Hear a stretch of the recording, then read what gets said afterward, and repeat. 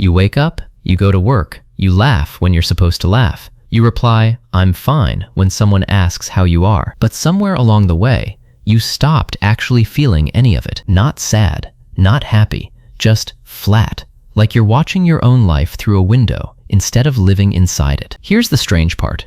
This isn't you being broken. It isn't laziness. And it isn't depression pretending to be something else. It's your brain doing something it was literally designed to do. And by the end of this video, you're going to understand exactly why it happened, and more importantly, how to come back from it. Let's call it what it feels like, the heavy fog. You go through your day on autopilot.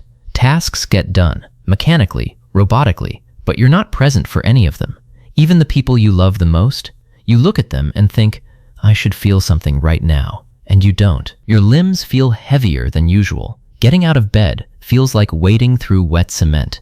And the world, which used to have color, now feels muted. If any of that sounds familiar, you're not alone, and you're definitely not broken. So here's the real question. Why would a healthy brain choose to shut off its own emotions? Doesn't that seem backwards? Emotions are supposed to help us survive. Fear keeps us safe. Love keeps us bonded. Joy keeps us motivated. So why would your brain willingly turn the volume down on all of it? But here's where it gets interesting. Dr. Susan Albers of the Cleveland Clinic has a name for this. She calls it the brain's internal pause button. When you're hit with trauma, grief, or chronic stress that goes on too long, your nervous system makes a decision. It decides that your current emotional load is too dangerous to keep processing in real time. So it dims the lights, on purpose, not to hurt you, to protect you. By distancing you from the intensity of the pain, your brain frees up just enough bandwidth for you to keep functioning, to keep breathing, to keep going. Emotional numbness isn't a malfunction. It's a survival adaptation. This is where neuroscience gets fascinating. Research from Turnaround for Children found something most people don't know. Out of the roughly 20,000 genes you carry, fewer than 10% are ever actually switched on. What flips those switches?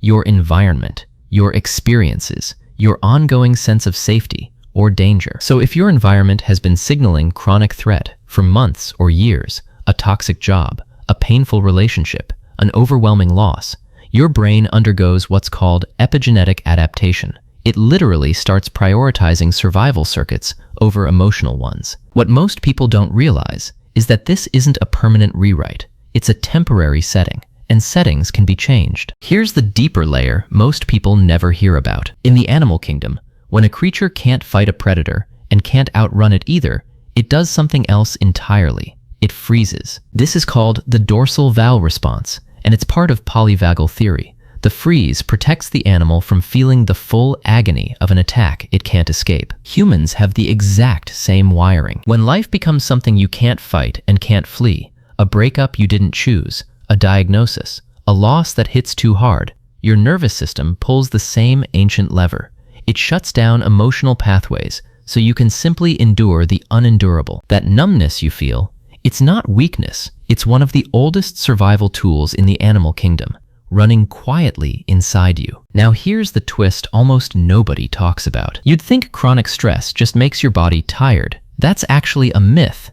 The idea of adrenal fatigue isn't how this works at all. This changes everything. What's actually happening is cortisol insensitivity. Your body has been flooded with stress hormones for so long that your receptors literally stop responding to them properly. The emotional lights don't dim because you're lazy or weak. They dim because your resources are depleted at a cellular level. Your nervous system isn't choosing exhaustion. It's out of fuel to keep the alarm system running. Now this matters because numbness isn't just one thing.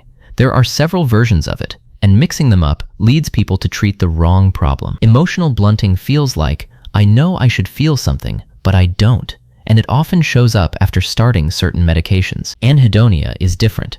It's the total inability to feel pleasure, even though sadness or anxiety can still creep in. Apathy looks like losing your drive. You stop caring about things you used to chase. And if you've recently started an antidepressant, and this flatness appeared out of nowhere, there's a specific reason for that too. This affects an enormous number of people. Somewhere between 40 and 60% of patients on common antidepressants experience this exact symptom. It's called the treatment paradox. The medication works too well. It cools down an overactive fear response in the amygdala, but in doing so, It dampens the good emotions right alongside the painful ones. You know you should feel happy at a wedding or sad at a funeral. Your brain can process that fact intellectually, but the gut-level feeling, the actual emotional punch, is simply missing. That's a shift from feeling something to merely knowing you should be feeling it. Two completely different experiences of the same moment. And there's another layer to this. A 2023 study by Langley and colleagues found that these medications can actually impair something called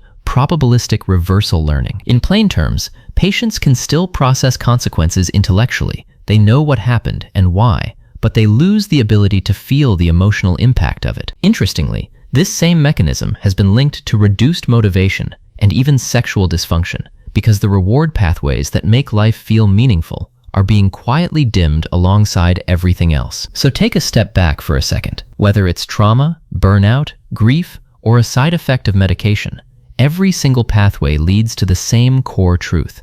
Your brain didn't betray you. It protected you, using the only tools it had, in the exact moment it thought you needed protecting. Numbness isn't the opposite of caring. It's often what happens to people who cared too much, for too long, without enough safety to process it. So how do you actually come back from this? Therapists describe it as gently reawakening the nervous system, not forcing feeling, but rebuilding safety first. Start by noticing the numbness with curiosity instead of frustration. Ask your body, where do I feel this nothingness? Instead of fighting it. Try something physical. Feel the water on your hand in the shower, then your arm, then your shoulder. Small sensory anchors rebuild the bridge between body and emotion. There's also a technique worth trying if talking about the numbness feels impossible. Treat it like a protector part of you. Silently thank it for keeping you safe through the hardest stretch.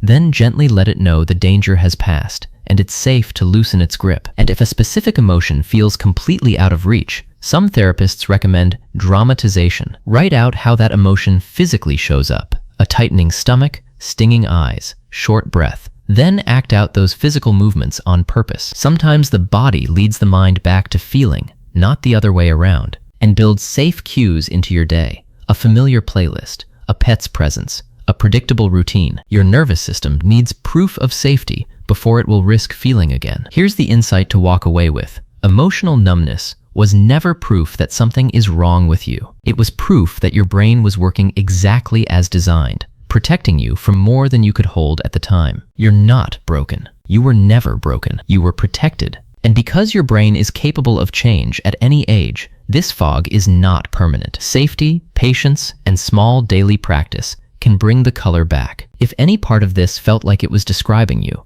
that's worth taking seriously. And it's always okay to talk to a therapist or doctor about what you're experiencing. If this helped you understand yourself a little better, subscribe, because next time we're going deeper into the mind.